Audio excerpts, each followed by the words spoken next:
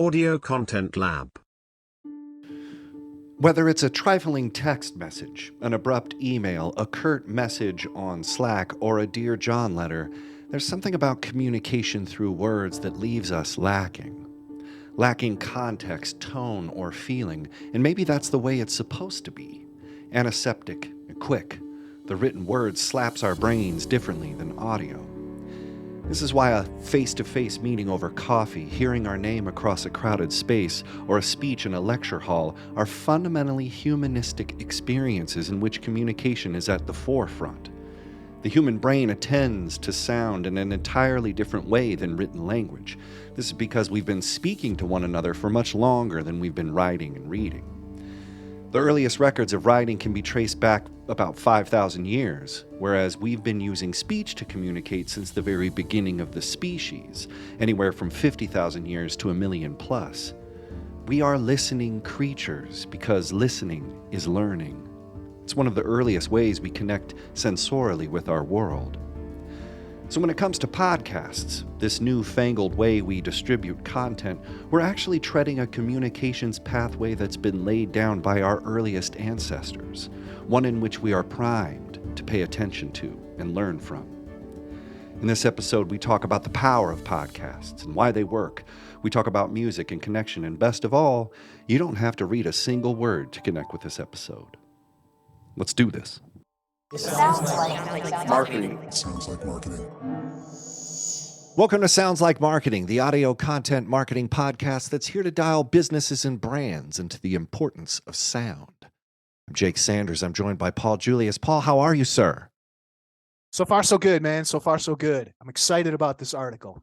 Yeah, it's actually a very fantastic article. It's interesting that it isn't an article. It was a recorded interview on the NPR Students podcast. But it's in line with the topic. It drops some hints that we cover later on in our interview with Ryan. So it's a very meta thing. It's an interview about an interview about this interview, and here me and you are sort of interviewing each other. Yeah, about interviewing. So the article today is from NPR. It's How to Conduct a Good Podcast Interview. Like I said, it's from the Students podcast. It's from March 8th, 2020. It touches on a lot of these themes, like I said, but Paul, do you want to give your hot take on this article? Yeah, sure. But first, I want to give you a shout out because you found this, and I think it is super cool that it's a transcript from another podcast. Right. And it's a good one. I mean, this is I actually didn't know about this podcast until you sent this over here, and I went and checked it out, and I think everybody should go check it. It's an awesome, if you don't know anything about podcasting or interviewing or anything like that, it's all there and it's all free. So you should check it out. Yep. But so good find, Jake. Thank you. What I think this is about, what I really took out of this was that a good interview is about communication and most importantly, listening. Like, and I'm talking from the interviewer's perspective. It's a whole different thing when we're talking about being a guest, right? But so I'm talking about what we do, like what we're doing now. Yep. We have to be those ears. Like we have to be the ones who are guiding this stuff. So we have to listen. And I think really like trying to keep your eye on the topic and listening to what the guest is saying is absolutely key. And it's hard because you have to tell yourself to be quiet. And you can't, and I know for us, especially very like difficult, well, like we talked to later with Ryan, and he talks about, that some people are just natural. Like you want to talk. And when you're doing an interview, you have to know when to not do that. And you can't necessarily steer the conversation. But one thing that I really took out of here, and I think I'm going to actually try and incorporate this a little bit more consciously, is that when you're listening to someone talk, you sometimes have to go back and ask the question in a different way to kind of get where you want to be, like to get to the space that you kind of feel like this guest can take the whole audience and the whole interview with you. Right. And I've really kind of noticed this happens particularly when we're interviewing people who are maybe a little more hip to media. Maybe they've been doing the circuit and they've got, they're promoting something. They've got some kind of canned answers or they've prepped a little bit. sometimes you have to kind of reapproach those people to get them out of that kind of call and response and into more of a like a thought and response. And I think that's kind of what I really think about this whole thing is like listening and kind of guiding and making sure that we're sort of getting the best out of the guests that we can get and asking, you know, if I was listening to this, what would I want to hear to add to this? So that's what I thought. Well, and it's interesting that you brought up that point of like you're kind of the ears for the audience on how you can drive that conversation to something that's interesting for everybody. And I agree. I think listening is essential, but it hit me as a jazz musician that improvisation is a key here because just like what you said, you have this canned answer that you may have sent your questions, ahead of time, and you get this response that doesn't quite hit on it. Then you have to start thinking, how can I phrase things differently, or how can I get to a more honest answer? And that's why I think one of the things they mention here is uncomplicated questions are best, and you let the conversation handle the details. But you have to be ready to go off script. So you really have to follow your intuition and also be quiet until it's your chance. Because sometimes, we like to interrupt folks, because I wanted to say something. That can be interesting, when you feel like there's a volley situation where you're hitting conversation points back and forth and then it kind of picks up its own natural energy. So I think you have to be ready to improvise, be uncomplicated with the questions, be simple, and let the conversation, expose those details. But they end this article with something interesting. They say that you should practice interviewing by having conversations. And that's what a good interview is. So in a way, we've all been skilled at interviews, but we haven't recorded these things. And that's the last part that I wanted to bring up is when we're recording things, when the red light goes on, we end up being a different version of ourselves. Like, people like reality TV, but those folks know that there's a camera in their face, like they're not being 100% real. They're being a little bit more of a puffed up version of themselves.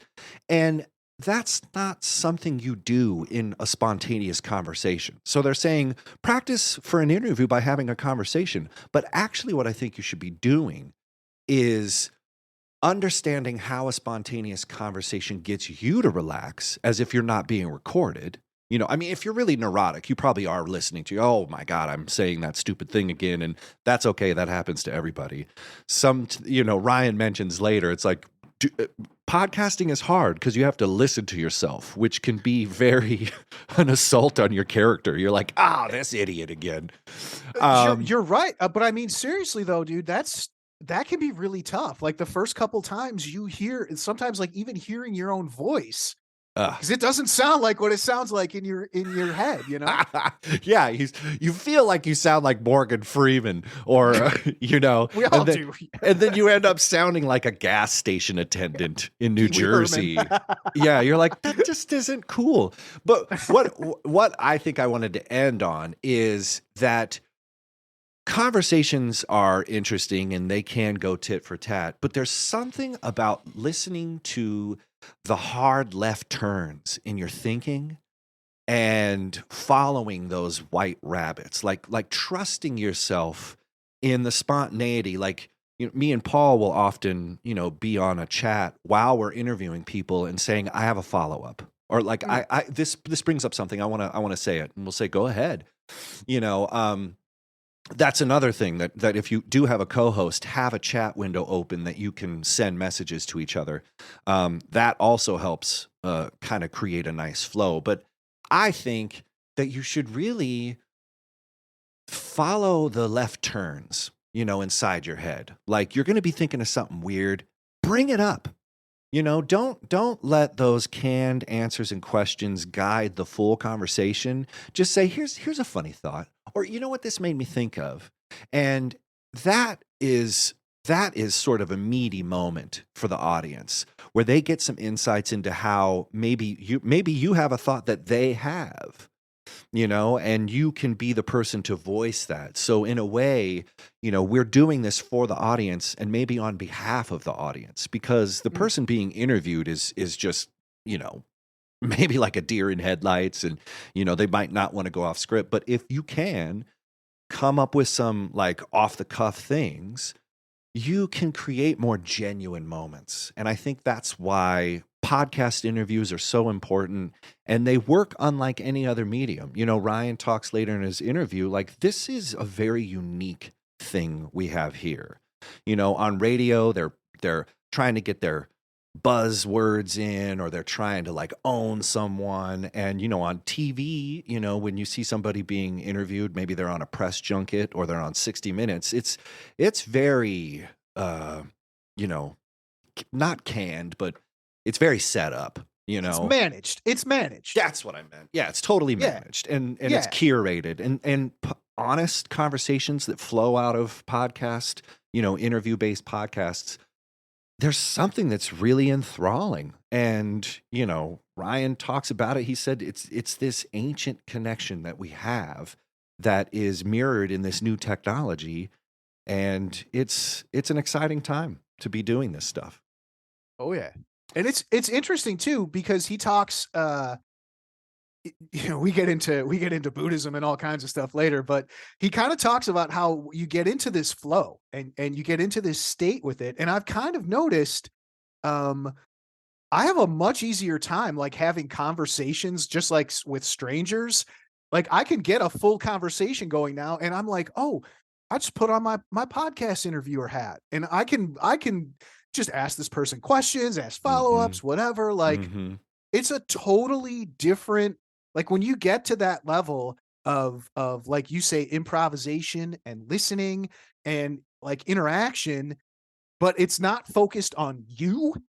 It's a totally different thing. Oh, and you're bringing up a really interesting point, is that your conversations can help your podcasting game, but your podcasting game can help your conversations. So there's a lot of overlap here. And yeah, just like you said, we get into Buddhism, we get into technology, we get into content marketing, we get into everything with this interview with Ryan from KitCaster, a longtime friend who's on the pod, and he's going to drop some knowledge on all of us about how to get the most out of these interview-based podcasts. And without further ado, I think we should go to that interview right now.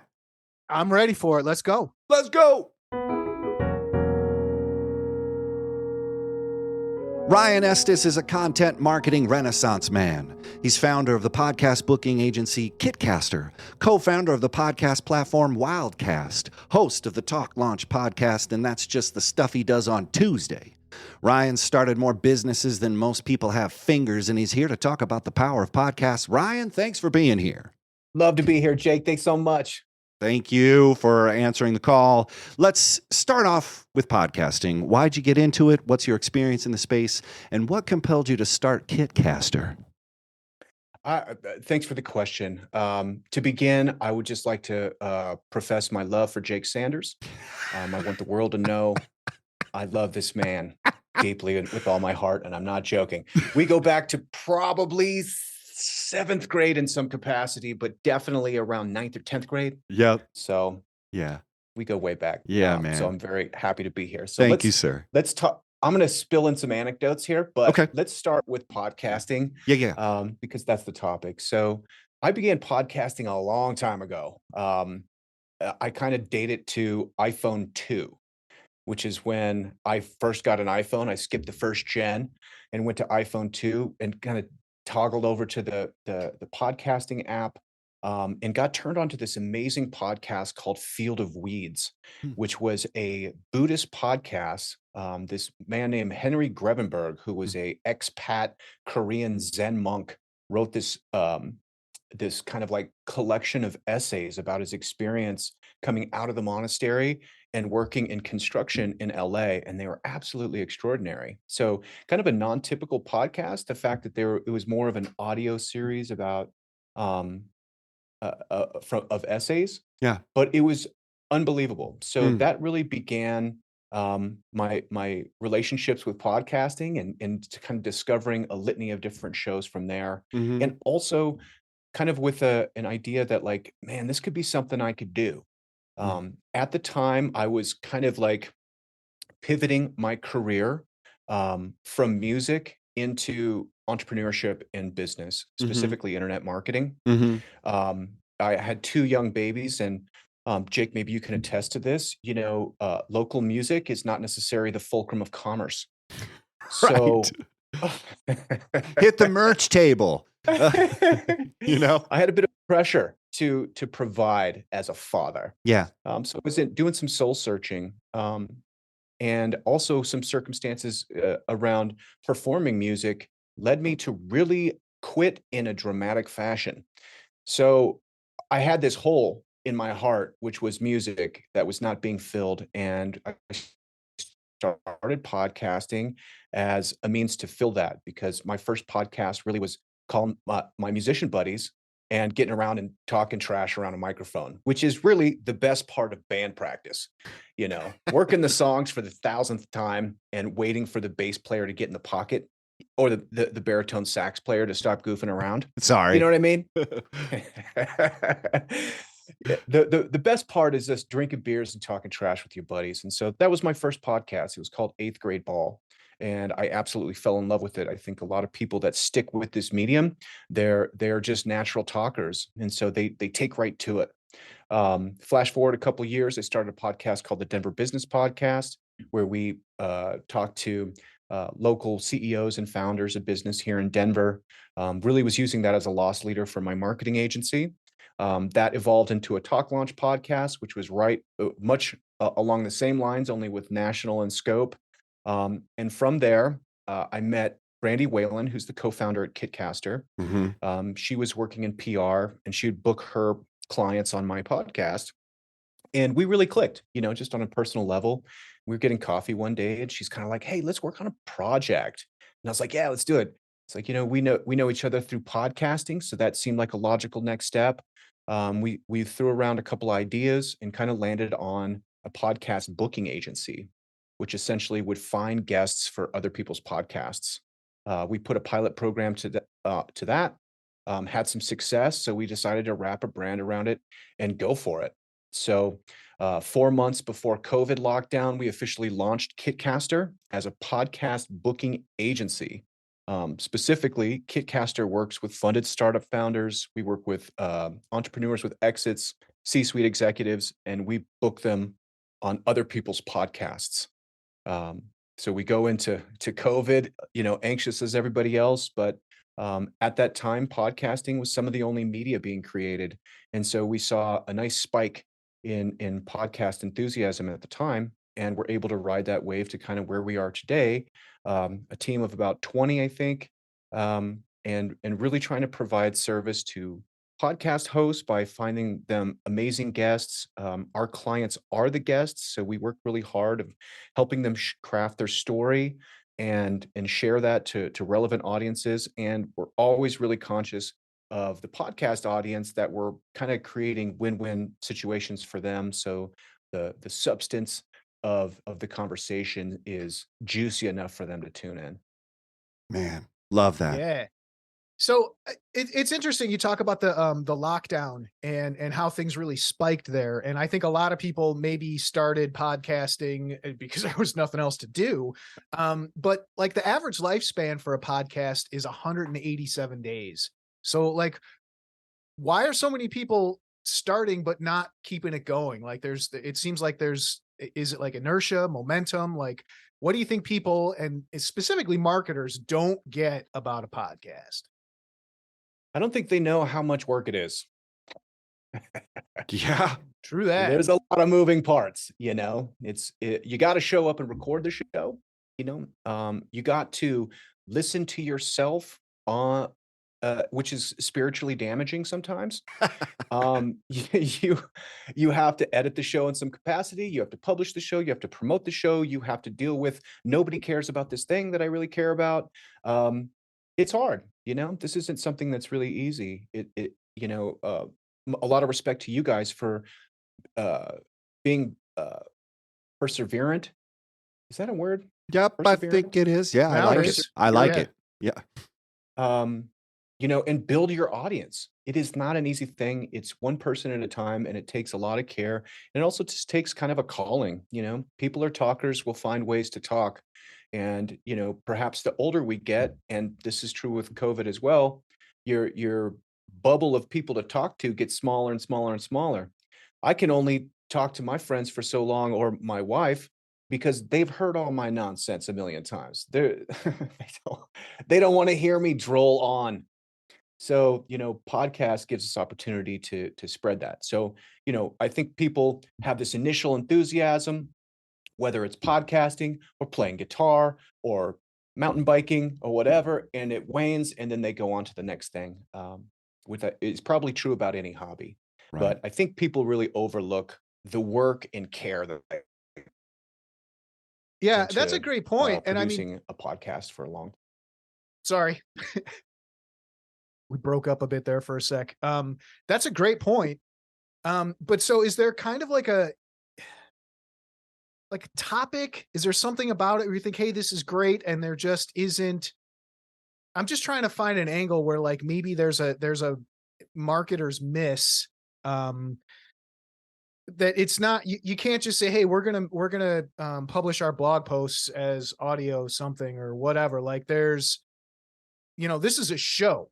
There's a little more to it than just publishing content, right? Like, I mean, Mhm. are we I don't know, man. Is there like a certain thing that you see time and time again that people just like, it seems like, well, that's where it all fell off, or, after 20 episodes, yeah, I knew this was going to be dead, or, Hmm. just something to it where I mean, I could kind of feel it sometimes, like you were talking about with music and bands and stuff like that.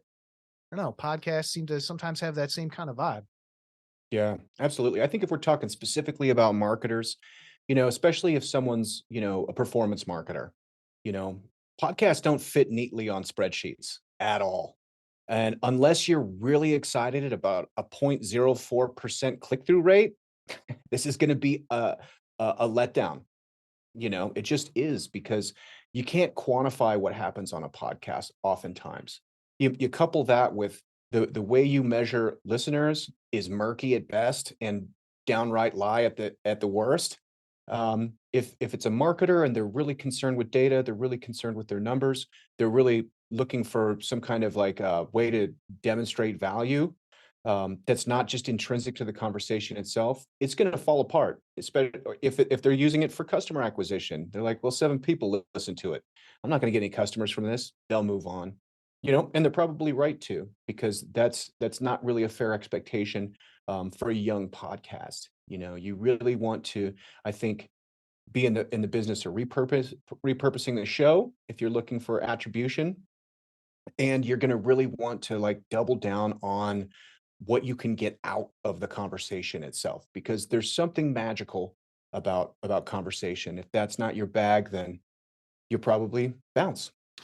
Yeah, and this is making me think, how do you help your clients track their effectiveness? Because obviously they're saying, I want to be on podcasts, and I want to know if it worked. Do you guys provide metrics, or do you provide like a place where they can kind of dial into what they should expect, or how do you kind of navigate that area with your clients? You bet. There are important metrics for us. The one that we kind of come back to is what is called a global rank percentage. Mm, So, how does a podcast we're placing our clients on stack up against all other podcasts mm, globally? mm, And we'll only book them on the top 10%. So, audience size, definitely a factor. But really, what we're most honed into is just the relevance of the podcast, the audience, and the conversation they're going to have, mm, because what we want is for after the podcast is recorded, the results of that podcast are self-evident. mm. Um, we love case studies where people say, we get a new client every time we come on a podcast. We raised $1 million from somebody who listened to our story on a podcast. Yeah. Those are two of my favorites, and that's happened. It's Wow. set multiple times, Great. which is great. But these are outliers. Right. The this kind of like demonstrable attribution from podcast doesn't happen every single time. but I suppose if you're stepping to the plate, you have an opportunity to hit a home run every once in a while. So Mm-hmm. we want to make sure that those plate appearances, let's stick on this metaphor for a while, are getting some good strikes. You know what I'm Right. saying?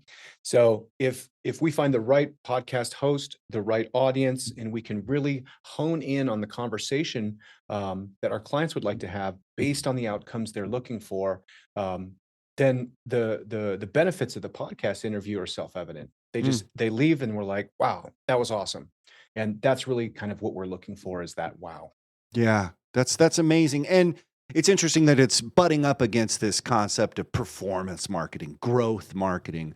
You're like, well, listen, there's something magical that happens in this space. But you still do understand that you got to cop to that reality.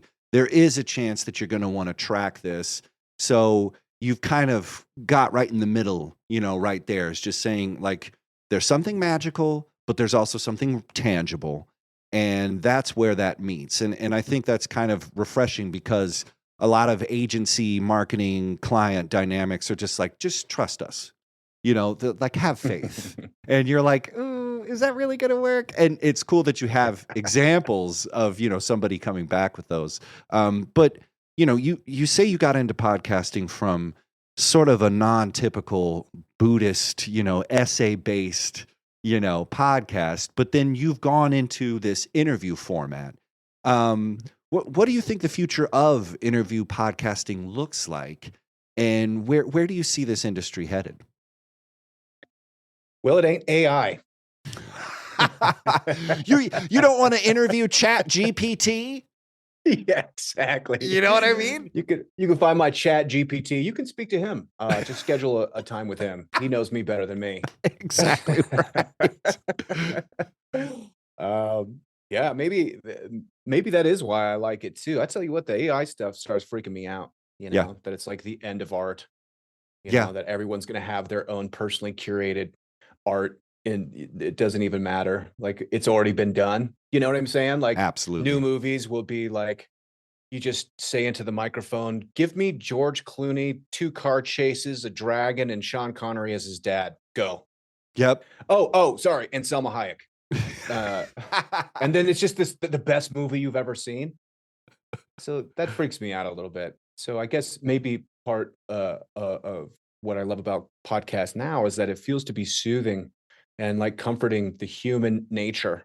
Mm-hmm. I'm really corny about podcasting, so I think that it does bring out some of our more noble qualities, notably like the willingness and desire for humans that don't know each other to connect on common ground. I think that's been an important technology for the evolution of our species, is for, 2 humans in the middle of the night to meet each other and figure out that they're better with 4 sets of hands than 2. Yeah. And I think that's kind of embodied in podcast relationships, particularly podcast interviews, where people could be coming from wildly different perspectives, but there's a quick desire to meet on common ground, that you see in podcast interviews. And as a listener, you can feel it. There's a spirit of goodwill and positive intention when you hear interview-based podcasts, which is kind of the opposition to that would be the kind of interviews we're used to traditionally on the evening news, or like anything, or the radio, where they're combative, they're short, they're full of gotcha comments. It's like, Right. It's the exact opposite. If 2 humans meet in the woods at night, they start, hitting each other with rocks. I suppose that evolutionarily was a technology that worked too. Right. But as a consumer of that, it just feels like black magic and dark and depressing. So I think that podcast emerges as the other side of that coin, where it's kind of seems to be seeped and imbibed with goodwill and positivity. And it brings up another concept of mimesis. When we see someone doing something, we want to do that thing. And there's also a bit of voyeurism here. And what's so crazy is that advertising and marketing lives in this place where we want to generate a lot of conversations. We want to get this going. And there's something about podcasting that creates a space in which those conversations can happen people can come in wherever you want and listen. So you can be sort of drawn in to this Mm. mimetic exchange of ideas. And it's a perfect platform for those things. I mean, you're really hitting on some kind of like primordial truths about how humans build things together. And Yeah. podcasting seems like this place where only that can happen. And of course, in the future, I can generate a conversation between Andy Warhol and Karl Marx and, Marie Curie and just have them go nuts on each other.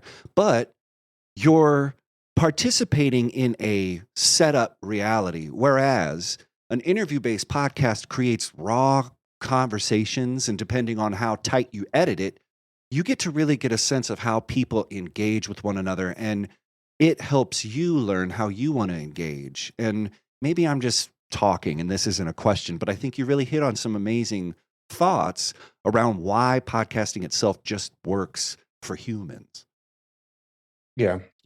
Around marketing, I have some instincts about humans that humans don't want to be sold to. Mhm. Humans want to discover things. Mhm. If somebody discovers something, they have ownership of it, and then they want to share it because they're like, "This is me, like me," you know. Yeah. And don't get me wrong, I love a solid close.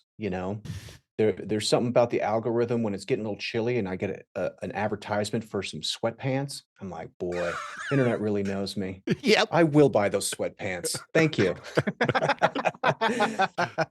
So that's demand generation. They're incepting that into my mind. Right. But largely, if we're looking for multiple faceted problems that we're tackling, we're out there with kind of like our um, antenna in the world, feeling out for solutions. And Mm. podcasts become kind of a ripe area for that because, especially if you're in, let's say, a crowded marketplace and sharky waters, and there's lots of competitors, the differentiation between you and your competitor might actually be you.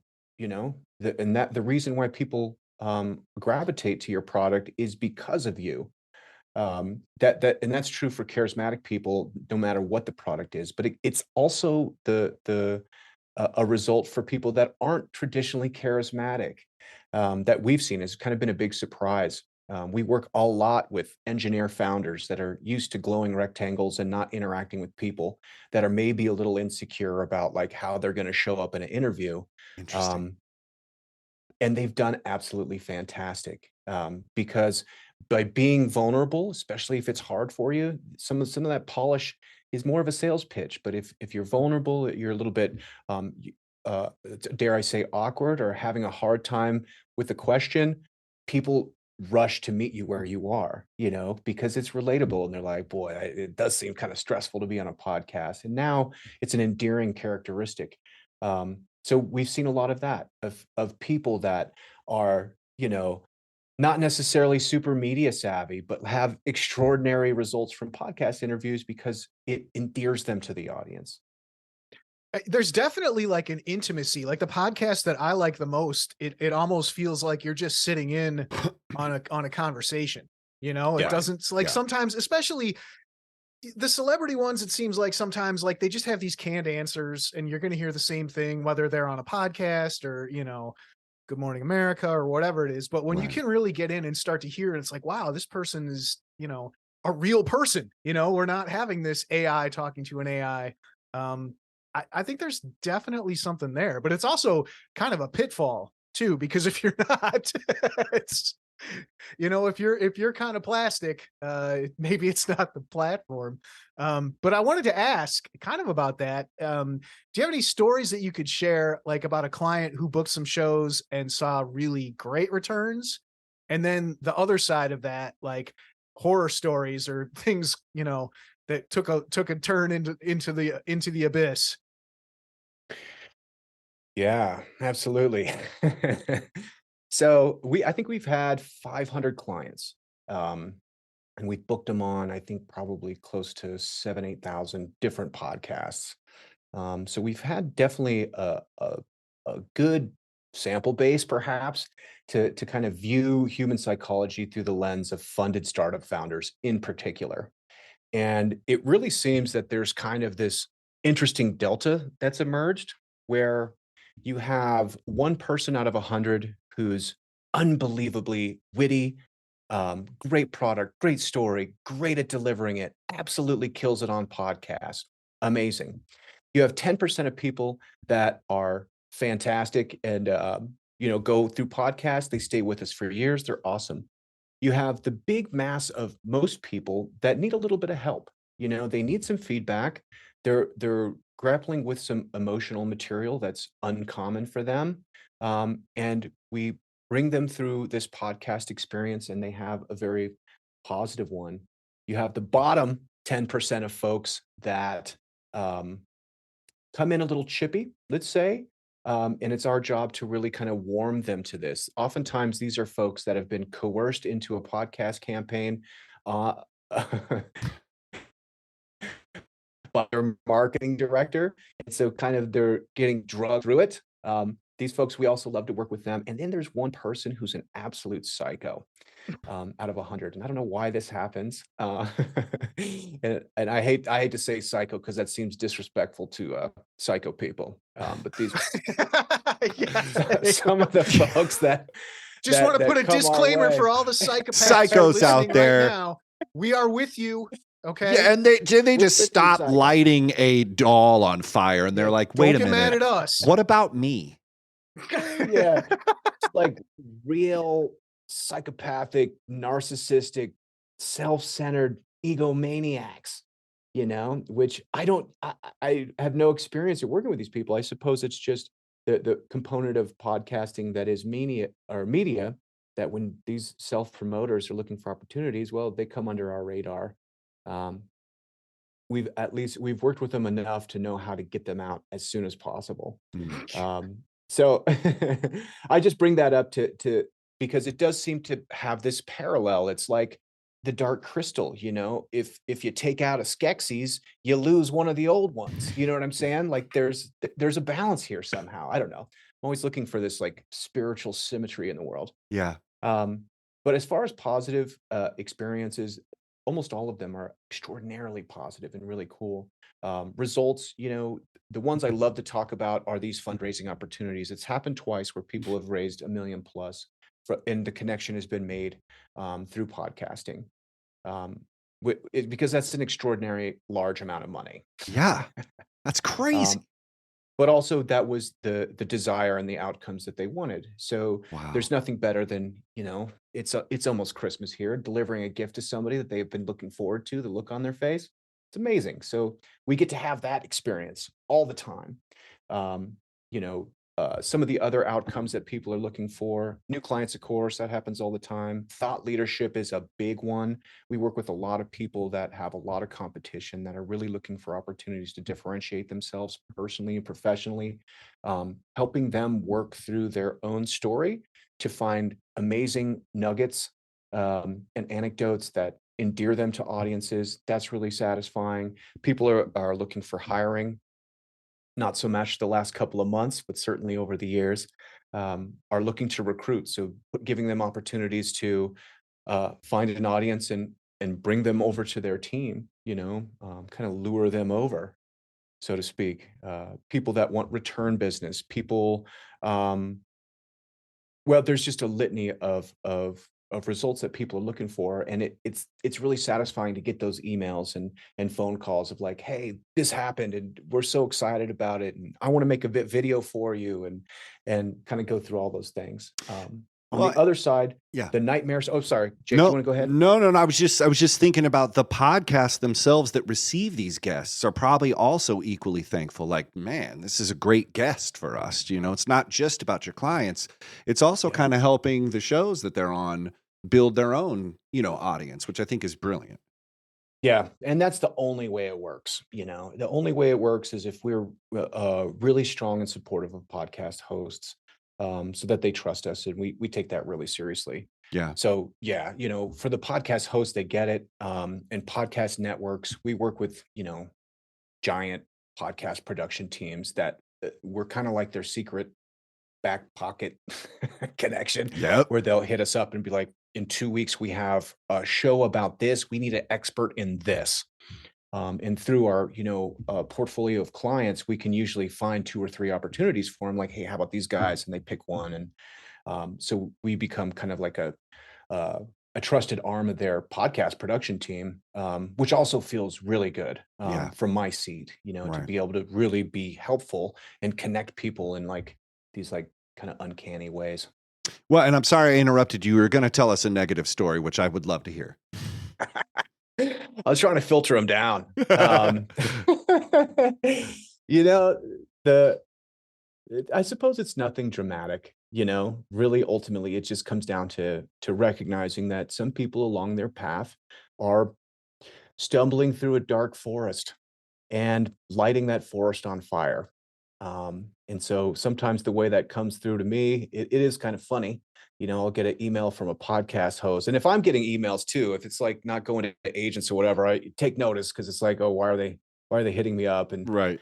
like, Ryan, dude, this person is not, I'm not airing this episode. Um, for a That's litany of happened reasons. before? Oh, yeah, yeah, yeah. Oh, well, it's happened probably, I would say, out of 7,000 plus episodes, it's happened a dozen times. Which is to say they're not going to publish it, but outside of that, they're reaching out to be like, yo, something's wrong with this person. Wow. So it's pretty rare, only because I think our salespeople are good enough that they can see certain red flags and kind of get rid of folks, Mhm. whether they're charlatans or they're making claims that are unsubstantiated or whatever it is, or they have just certain unfixable personality quirks, we could call it. Well said. You're being so diplomatic. I was Very. thinking, like, how do we say, like, yeah. And this comes from the guy who just apologized to psychos. So just know that he's trying to be. It depends on what kind. Yeah. Hey, look, I would like to believe that healing and change is available to everyone, but maybe not in this lifetime. I'm saying some people might need to actually die and be reincarnated before they can recover. As a matter of fact, hey, I mean, I don't know. That's karma, baby. I mean, look, not with podcasting, but definitely I've had some marketing experiences where that client was their own worst enemy. And it was just because they didn't want to listen. I mean, and I think that's probably a huge stumbling block in podcasting because, like, dude, it's all about listening. So if you don't want any feedback, if you're not willing to, take constructive criticism or, whatever, like, at least for me, like, I've seen that happen plenty of times just with like a landing page or a website or, content or whatever, it's magnified here because this is all about listening, Yeah, absolutely. And there's a give and take reciprocity in a conversation. To me, if I'm looking at like the archetypical conversations, it's like that platonic dynamic of like point counterpoint synthesis, and it just has this double helix rising into some celestial plane where the apotheosis of the conversation creates glowing halos over our head and we all start hallucinating. You know what I'm saying? And I'm dead serious. I've had those conversation experiences with Jake Sanders before, and it's absolutely extraordinary. So. Well, and this message brought to you by ayahuasca. That's why we're all here. Diet ayahuasca for when you want to trip your balls off, but you don't want to get fat. No, it's amazing, and I really appreciate that. But you're so eloquent with the way you describe what you do, and it's a very grounded place to come from to offer your service and to create these exchanges and these interrelationships. I just think it's such a massive win that you have brought what you had on stage, because I've seen you perform and I know you as a musician, but I also know you as a marketing professional and now someone who's generating this place for these things to happen. I just think it's a massive win that you took your skills and brought them here. But hold on. I think you've given us a lot here, a lot to chew on, a lot to cook, a lot of sauces, a lot of raw ingredients. But if you had to cook all of that down and simmer it into a fine compote, What would your one piece of advice be for the audience in regards to interview-based podcasts or just podcasts in general? Maybe I'd broaden it out a little bit. This has been a fun conversation because we're talking about kind of the creation story of KitCaster. Mm-hmm. KitCaster came about because this is it kind of it it it brought together a lot of components that are important to me.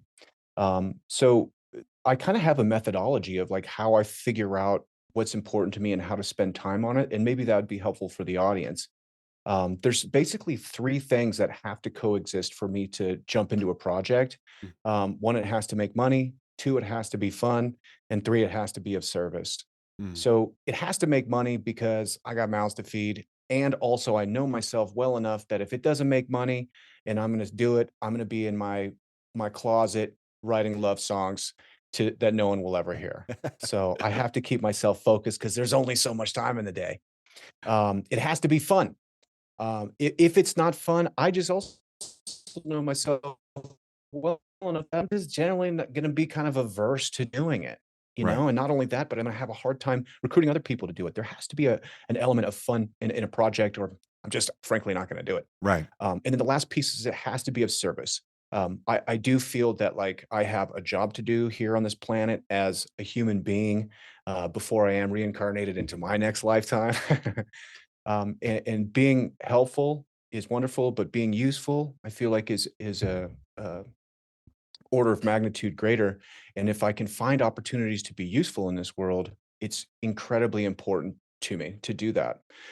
So as I was putting together KitCaster, as I'm working on other projects, all those three things have to align. As a marketer, oftentimes I think that this is a good tool to use to make sure that we really have belief in the product that we're marketing prior to getting out there. Because I've found that if I'm trying to market a product that doesn't make money, isn't fun, and isn't of service, it's gonna be a hard road to sell. Yeah. Yeah. All right. Before we get to the tough stuff, this is an amazing conversation. We're so grateful. How can people learn more about you and find you online, Ryan? Cool. Our website is kitcaster.com. You can email me through the website. Or I think the only social media I'm on aside from Reddit is LinkedIn now. So definitely hit me up on LinkedIn. I'm a little slow out of the saddle over there, but that's really the only place I am online.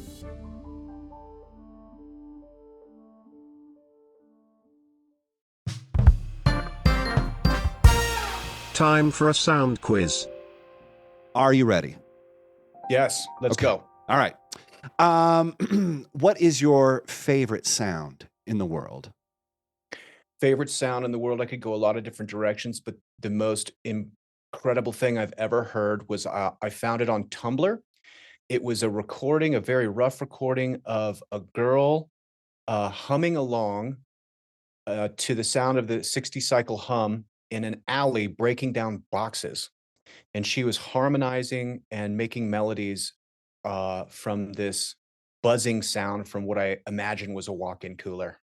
And I was completely captivated by that sound. That's your most favorite sound. Very specific. Okay. What would be your least favorite sound in the world? Oh boy. Least favorite sound in the world? Ugh. Oh man, the thing that comes to mind, I am not gonna say. I would say generally just complaining really drives me crazy. Yep. I'd say from anybody, especially the people that you're like strangling, and they're like, "Oh, this hurts," and you're like, I don't really want to hear it. That's kind of like you're standing on my foot, or True, but I am in the position where I strangle people a lot, so them complaining about it seems like you're in the wrong place. I want people to know he does a lot of martial arts, so he isn't just like freestyle strangling people at a Panera. Like it's consensual strangulation. Okay. Look, oh my God. it's consensual. We're trained. Look, we're trained. Okay. This is not amateurs. Yeah. And choking is one thing, but being choked too, you gotta be into it. Anyway, thank you.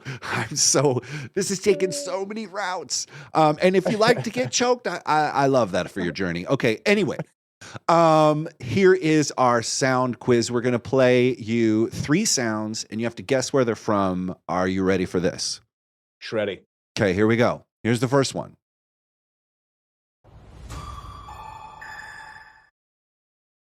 Oh, that's Intel. Let's listen to it again. It's close. It has to do with power. It's not Intel. No. Bing, bing, bing. Is it Dell or Microsoft? I dare you to knock this off my shoulder. Chips? I don't know. I recognize it for sure. What is it? It's the Duracell jingle. Duracell, of course. For batteries. So you got close. You were in the world of electronics. Here is the next one, but you did fail. Here is the okay. So we're 0 for 3. Let's see if we can get the second one. Here we go. Listen. Listen.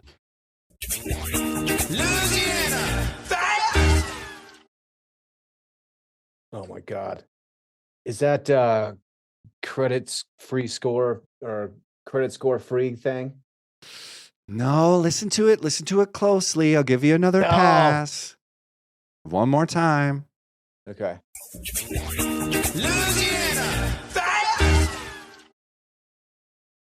I have no idea. Louisiana? Is this a New Orleans type gumbo company? There could be some You're on the right spice track. in this food company. They were a main feature of a sandwich war during late COVID. Sandwich war. Popeyes? Okay. Popeyes? Yep. Ding, ding. Popeyes. Yes, Louisiana Fast. Okay. I appreciate the level of competition here. You're making some assumptions on me that I appreciate. I'm striking out here. I wanted to say Popeyes, but that was second guess. Go with your heart here. That's where we're at. We're going with our heart. So that's I'll give you that one. So you're 1 for 3. All right, ding ding. All right, now here's the last sound. Let's see if Ryan can get it.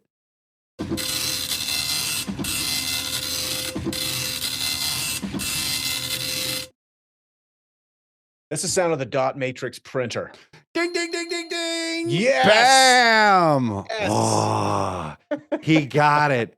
He's so good. Ryan, man, thank you so much for being here. And thank you for taking your time to chat with us fools and make this little exchange, happen. Absolutely my pleasure. And I really appreciate what you guys do. And congrats on your awesome podcast. Thanks, man. Thank you. You make it better. Sounds Like Marketing is a production of Audio Content Lab. Be sure to subscribe, rate, and review us wherever you find your podcasts, and follow Audio Content Lab for the latest in sound marketing advice. Until next time.